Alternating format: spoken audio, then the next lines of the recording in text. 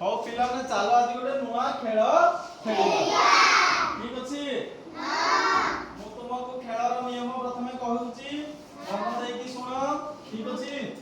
ମୁଁ ତମକୁ ତମ ଶରୀରର କିଛି ଅଙ୍ଗ ଛୁଇଁବା ପାଇଁ କହିବି, ଯେମିତି ଆଖି, କାନ, ଓଠ, କାନ୍ଧ, ଠିକ ଅଛି, ଅଣ୍ଟା, ଠିକ ଅଛି।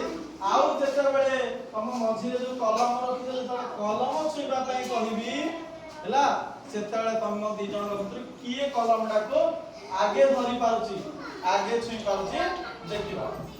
ଠିକ ଅଛି? ହଉ ଖେଳ ଆରମ୍ଭ କରିବା। ସମସ୍ତେ ପ୍ରସ୍ତୁତ?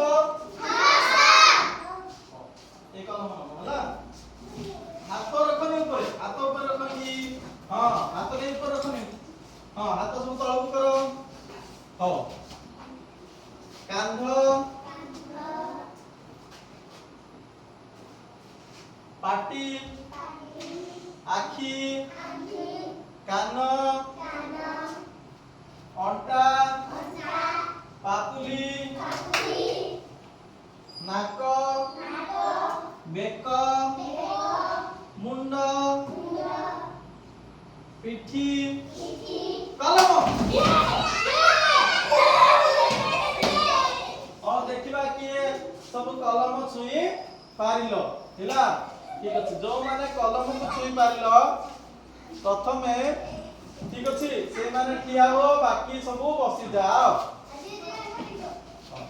ଠିକ ଅଛି, ଯୋଉମାନେ କଲମ ଛୁଇଁଲ ସେମାନେ କଲମକୁ ଉପର କରିକି ଠିଆ ହୁଅ। ଜଣେ ଜଣେ ନିଜ ନାଁ କହିବ।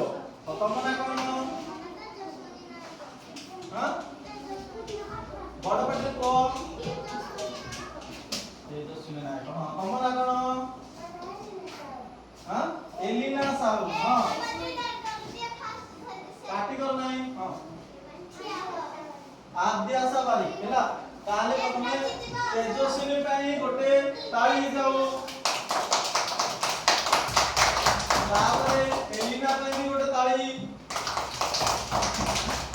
ତାପରେ ଆଦ୍ୟାଶା ପାଇଁ ବି ଗୋଟେ ତାଳି। ଆଉ ତମନା ଚାନ୍ଦିନୀ ପାଇଁ ବି ଗୋଟେ ତାଳି ହଉ। ତମନା ଶ୍ରଦ୍ଧା ପାଇଁ ଗୋଟେ ପାପା ତାଳି ହଉ ପିଲେ ହେଲା। ତମନା ପ୍ରାଚୀ ପାଇଁ ଗୋଟିଏ ପେଟ ତାଳି ହଉ। ପେଟ ତାଳି ହେଲା। ହଁ ତାପରେ ତମନା କଣ? ଆୟୁଷ ଭୋଇ। ଆୟୁଷ ପାଇଁ ଗୋଟେ ବେକ ତାଳି ହଉ ହେଲା। ତାପରେ ତମନା ଆରାଧ୍ୟା ପାଇଁ ଗୋଟେ ପିଠି ତାଳି ହଉ।